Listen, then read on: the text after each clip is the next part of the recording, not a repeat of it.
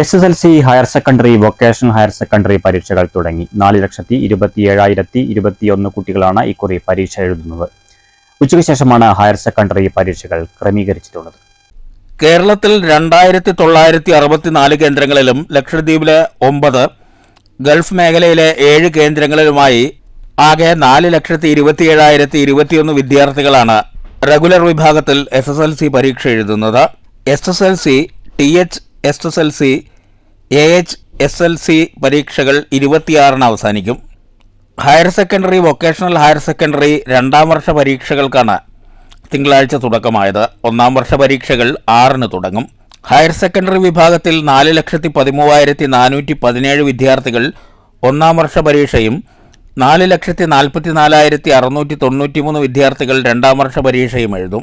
Vocational higher സെക്കൻഡറിയിൽ 1ാം വർഷം 26,831 വിദ്യാർത്ഥികളും 2ാം വർഷം 26,371 വിദ്യാർത്ഥികളുമാണ് പരീക്ഷ എഴുതുന്നത്.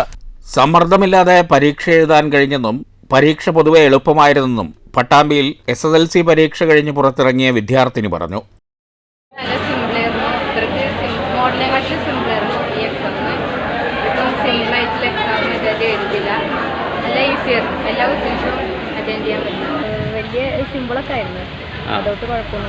SSLC ഉത്തരക്കടലാസുകളുടെ മൂല്യനിർണ്ണയം ഏപ്രിൽ 3 മുതൽ 11 വരെയും 21 മുതൽ 26 വരെയും 2 ഘട്ടങ്ങളിലായി നടക്കും.